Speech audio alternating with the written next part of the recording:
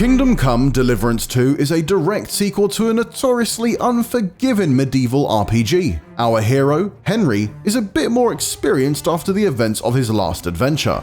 You're no match for us! And the evolved and streamlined combat system should ease you into things a little bit more. After all, he's not just a village lad waving a stick around anymore.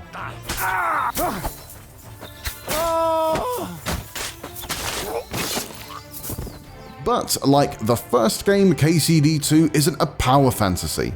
Always remember that Henry isn't a superhero. The world, especially at the beginning, is dangerous. You don't have any real equipment. Everything will be hard to achieve, and that's intentional. We really like when the progression in the world feels very rewarding. And so, in this month's IGN First, we've worked with the developers at Warhorse to put together a small list of survival tips that can help you through your first several days in the bandit-infested countryside of 1403 Bohemia. On guard!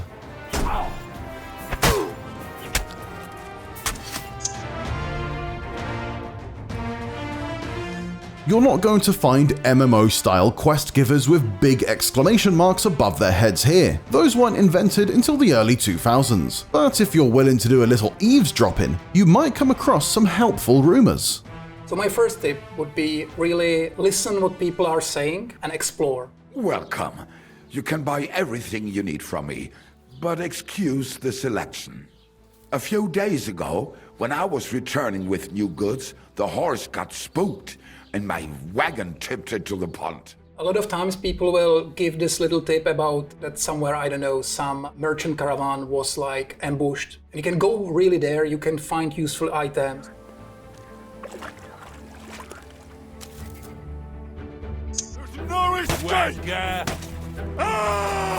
It's also important to think about all the ways you can stack the deck in your favor before the clash of steel rings out.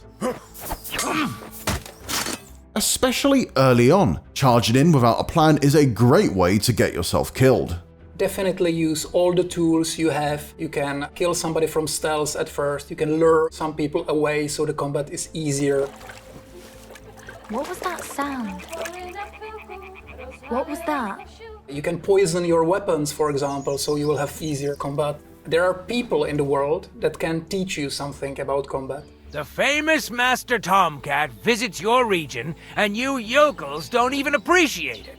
Especially Master Tomcat in Nomad Camp, one of your first destinations, because he can teach you new combos, new moves, you can improve with them, you can practice with them. It's a really good place to gain some free skills. Or if you prefer ranged weapons, there are some shooting contests.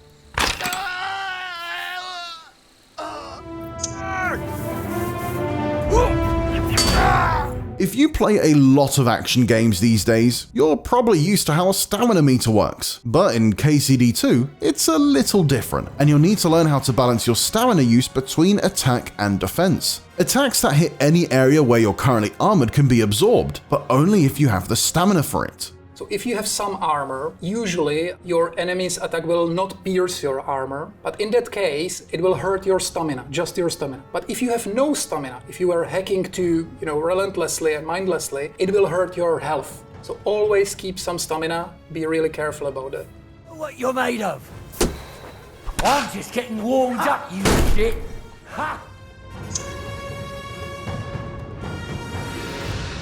KCD2 strives to deliver a historically authentic experience, and that extends to its combat. For example, if you're used to old-school RPGs, you might be surprised to find how different kinds of armor work in this world. There's a lot of misconceptions about historical armor, that they were super heavy and that the people in heavy armor couldn't move. And it's not true. It was introduced by some movies, but it really is not true. If you layer your armor correctly, you're really able to move quite freely. It doesn't mean it doesn't affect your movement at all or your stamina regeneration. Even in our game it still does, but you can remedy that by improving some of your skills. For example, if you have high agility and high strength, you can really carry a lot more armor on yourself. But there's always a choice what armor you will equip. If you really want to, you can do really agile warrior, mostly bows and stealth, and in combat really high stamina regeneration generation, but I still think that if you have the stats for it, going for the proper layered armor is the best strategy you can employ. Let's go and strip, Henry. Fellas, come and help us get out of this armor. This is almost done.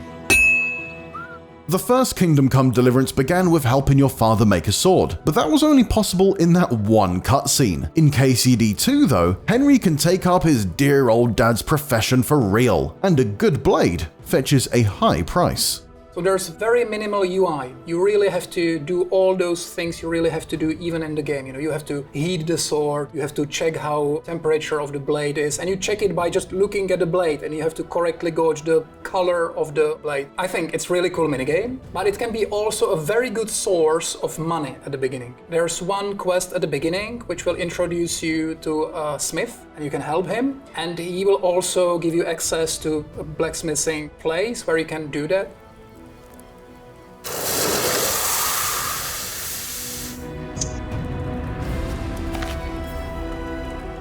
And if you're not fond of pounding ingots into shape, you can also pick up Henry's old alchemy habit from the previous game, which has also been streamlined a bit. It's faster to do potions now, so it's also a very good source of money at early game. And there's also a lot of useful perks. Pretty early on you can unlock a perk that will unlock new tiers of potions, which are very powerful, and it can help with many things. For example, there's stats requirements for some weapons, so if you have this potion, it's easier for you, or you can heal yourself a little bit. You can also sell those potions, they sell for a pretty hefty sum. How bold of you! You steal something from us and then you go walking around with it on. That's not happening. But what if you'd rather not bother with an honest day's work at all? After all, what's the fun in a big open world with guards and laws if you can't go on a criminal rampage? KCD 2 has you covered there as well. If you are not afraid to do some shady work, stealing and selling horses is really a big source of income. So you have to first search for people which will buy the horses. And once again, it is the nomad camp. So I suggest going there. And if you want to do something like this, it's a really good source of income. I've got a horse for you here. What do you want to do with him? I want to exchange him for groschen. For this one, I will give you this much. That works for me. I'll take it. Here is the silver. I will handle it from here. Die! If you're going to be a proper knight though, you're going to need a steed of your own. And it won't do to ride around on a stolen one, because someone might recognize it and report you to the law after all. Luckily, there's a quick way to obtain one more legitimately. Getting a horse early is really useful. It will vastly expand your inventory, and obviously you could move way faster. Horses are very expensive, but there is a little surprise at Semine Fortress, so definitely go there. It's a good place to get your starting horse. There are 3 main types of horses. One is like the workhorse. It has the highest inventory capacity. There are the courier horses. These are fastest and most agile. And there are the war horses that are the most courageous. A horse that is not courageous at all will just drop you off in any combat. He'll just drop you off instantly, so be careful with that. Armed with these tips, you should be ready to make your way in the threatening world of Kingdom Come Deliverance 2. For more, stay tuned all December long as our exclusive IGN First coverage of Kingdom Come Deliverance 2 continues, but if you want to watch something right now, make sure to check out our exclusive hands-on preview.